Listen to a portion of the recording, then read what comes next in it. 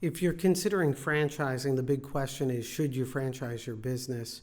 And in this video, we're going to talk about franchising, your personal goals, your business goals, really the factors that you should be evaluating and considering.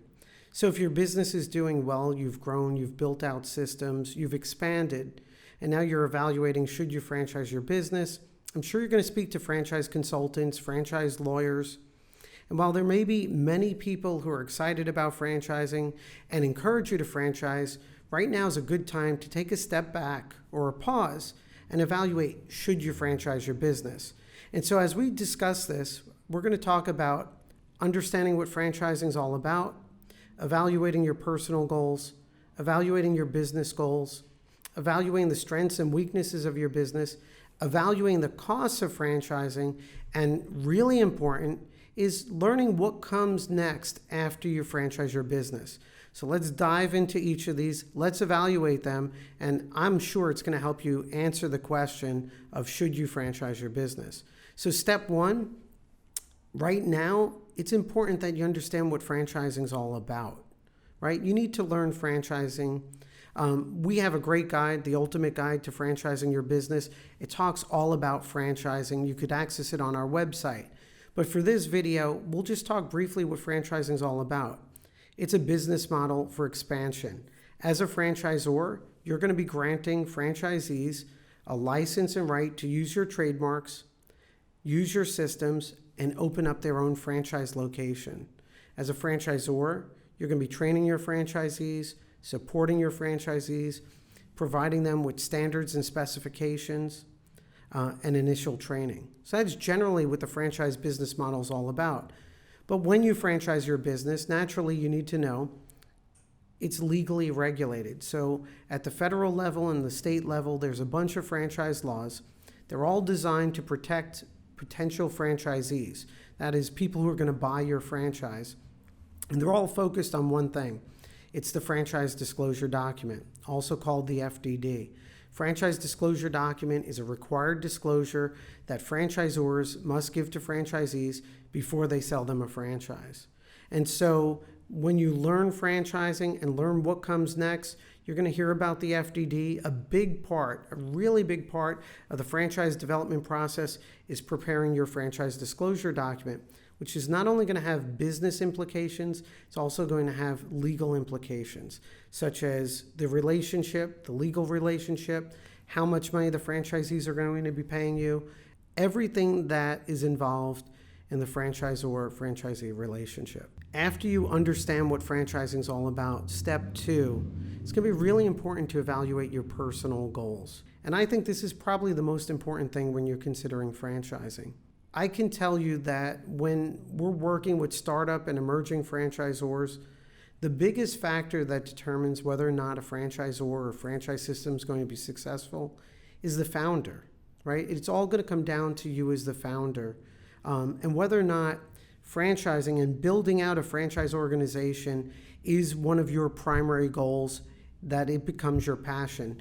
In many ways, the passion that led you to create a successful business it's also going to need to be the passion that's going to drive your franchise company and help you grow a franchise system. Naturally, you're going to be new to franchising, and there's many things you're going to need to learn along the way, and that's okay. But it all comes down to your goals. So as a founder and a potential franchisor, can you envision yourself on a path where over time you learn franchising, you invest in marketing, promoting, and selling franchises. You invest in building support systems and infrastructure to train and support your franchisees. You attend franchise trade shows for education, for networking, to meet prospective franchisees. And can you envision yourself running an entirely new business, really, and creating an organization that's going to go far beyond the business that got you here? So evaluating your personal goals. If your answer to those questions are yes, then it's safe to say that your personal goals are aligned with franchising. If they're no, then you need to evaluate why and whether or not ultimately franchising is going to be the right path for you. Step 3 is evaluate your business goals. So we just spoke about your personal goals, your passion as a founder, your interest, your intent in growing a franchise organization. Once you evaluate that, you need to evaluate your business goals. So a primary reason why you should be evaluating franchising, and something that our clients say to us very often when we're having an initial call, is they say, Charles, business is going great. We've grown really well. We may have one great location or multiple locations, but we're at a point where future growth is difficult. And it's either because we don't have the management team, or capital to keep investing in new locations isn't the most cost-effective solution, and we're looking at franchising as a growth vehicle, right? So if you tell me, Charles, look, business is really good, and I could teach franchisees how to duplicate this. I just need people to invest their capital, come on board with managerial skill, and grow their outlets. Well, then that's a good business goal as to why you'd want to franchise your business. So let's talk about some business goals. Are your business goals to grow the reach of your brand, enter new markets within a region or across the country, build out systems to really duplicate and make sure customer service is at its highest level? Can you envision, and part of your goals, would it include partnering with franchisees who are going to become a big part of your brand? They're going to be investing their livelihood and their time in what you're doing in your franchise company. So can you see yourself partnering with them? And is that consistent with your business goals? And then the last, just like your personal goal, part of your business goal is to build a bigger organization, something that's going to be bigger than you and your current management team.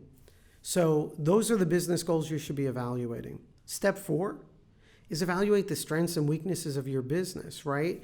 So we need you to be a great founder, and we need franchising to be consistent with your personal goals. We need it to be consistent with your business goals. Step 4 is really, what's the strengths and weaknesses of your business, and are you ready to take that next step? Strength and weakness number 1, it's you, your focus as a founder, right? So I discuss it often, but once you franchise, you're going to have the time and energy to grow this franchise company. The reality is, no matter what people promise you, whether it's lawyers or consultants, you just can't hire people to help you create a successful franchise. They'll be needed, but ultimately success is going to be driven by you. So strength and weakness number 1 is you as the founder, the leader of what's going to become this franchise company. 2, you really need to know what's special about your business. You could have many competitors. They could be offering the same product or service. But when we have a conversation, can you tell me the unique attributes of your business? What's unique about your brand or your brand story? And what's going to be that differentiator? And again, this is always a work in progress, and you know this as a business owner. But now's the time to start evaluating that and really evaluate what's going to be the positioning of this future franchise brand. And I think it's important to consider now, because I see so many brands, they go through the franchise development process, and not our clients. Our clients don't do this, but I see it so many times where I speak to a new franchisor and they haven't spent the time evaluating and developing what's really unique about them, their positioning, their unique brand attributes. So that's going to be important. Another factor to evaluate is your industry, right? If you're in a brand new industry with a hot segment, service, or product where you're really innovating, well, there's benefits to being one of the first entrants to the market. That's a positive indicator. If you're in a saturated, well-developed industry, you need to evaluate that. Doesn't mean you shouldn't franchise. It's just something you need to consider. I mean, a great example is years ago with Five Guys, right? By all accounts, they entered a burger segment that was completely saturated. I probably would have said it was saturated, yet they redefined a category in a well-established market segment. So a new industry, that's helpful. Established industries, that's okay. But the key is, what's going to be those unique attributes of your brand, your business, and what's going to differentiate you once you do launch your franchise? Step 5, and this is important, I'm sure it's something you're evaluating now, you need to evaluate the cost of franchising. And what I'm going to tell you is, when you speak to franchise lawyers or developers or consultants, everyone's going to talk about the expense of now, what they charge for you to franchise your business. But I'm going to tell you a secret, which is The most important thing you need to understand is not what you're spending up front, but evaluate what you're going to be spending over the next 12 months after you launch a franchise. I tell my clients all the time, if your capital is limited to having just enough money for us to develop your FDD, develop your franchise system, and pay us, for example, or pay a consultant, that's a problem, and maybe you shouldn't franchise. You're going to need capital after you franchise your business. You're going to need to market and promote your new franchise. You're going to need to work with franchise consultants. You're going to need to join broker organizations. So I want you to evaluate what's the upfront cost and what's the cost after you launch. And I will say this. You don't need millions of dollars to franchise your business. You just need the right expectations and a right strategy and a right driver in terms of you as the founder. So your development costs will include working with a franchise lawyer who should be doing two things. They should be representing you from the legal development of your franchise disclosure document, but they should also be giving you insights and know-how from a franchise development perspective. So you have the development of your franchise disclosure document, which is your franchise offering. You're going to have development of your operations manual. And then you're also should be spending money on your franchise sales webpage and your initial franchisee presentations. Those are the initial upfront costs that you should be spending to quote unquote franchise your business. I'll tell you, it should be well under $100,000 if it's done cost effectively and efficient. And in fact, our franchise development program generally is in the $25,000 range. And we have more information about that on the website. So consider those upfront costs. But also, before you decide to franchise, when you evaluate should you franchise, I want you now to also start considering, okay, we're now a franchisor. I'm ready to start selling franchises. The next big question is, Charles, how do I sell them? What should I be involved with, right? So consider, many people will correctly tell you, well, your budget depends on how many franchises you want to sell. That makes sense. And what I will tell you is franchising is a progression. So within the first year of franchising, by all accounts, you should probably focus on your organic contacts, your organic reach, brand advocates, customers, right? You should be looking to sell franchises to people in your universe. That'll be the most cost effective. And there's only so much you can sell. First, there may not be tremendous demand, but second, there's only so many franchisees you can support. And your first 2, 3, 4, 10 franchisees are going to determine the trajectory of your franchise system. If they succeed and can validate, they're going to help you sell franchises in years 2, 3, and 4. And if they're not successful, you have a big problem. So your goals for the first year should be modest in terms of franchise sales, which means your franchise budget should be consistent with, say you want to sell 2, 3, 4, 5 franchises. Well, you're going to need to spend money on PR and some marketing and development of materials and your franchise site, all things that are going to validate you as a franchisor, and you're going to help walk your prospective franchisees through a validation and education process. So evaluate the cost of franchising. It's not just what you're going to be paying a franchise lawyer to develop your franchise system. It's that upfront cost plus what you're going to be spending over the next 12 months. You should be evaluating that now before you make a decision to franchise. And that takes us into step 6, right? Which is, before you make this decision, learn what comes next. Franchise success takes time. Is it worth it? It's absolutely worth it. Can it scale at amazing levels? Yes, it can scale to amazing levels. But you need to do it right? You need to franchise the right way. You should evaluate franchising over 1, 2, 3, 4, 5-year time horizon. It's not going to be profitable in year 1 or year 2. You really have to be looking toward building a system, adding franchisees, building that recurring revenue stream over time. So understand what comes after franchising is you as a founder learning franchising, growing a franchise organization, attending, for example, International Franchise Association annual events for education, working with other professionals, working with a good franchise lawyer and legal team, attending franchise trade shows, developing a smart marketing plan, right? Where you define your brand strategy, your franchise brand, you have third-party validation and PR and marketing materials, right? And then also along this way, what comes next is you're building out training systems and programs to support your franchisees.